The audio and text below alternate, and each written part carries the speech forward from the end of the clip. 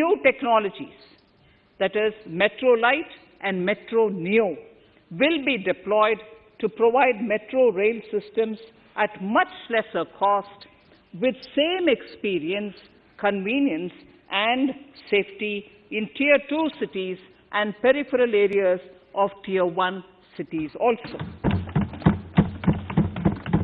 Central counterpart funding will be provided to Kochi Metro Railway Phase 2 of 11.5 km at a cost of 1,957.05 crores.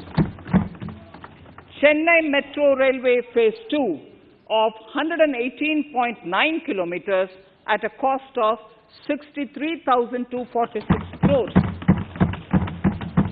Bengaluru Metro Railway Project Phase 2A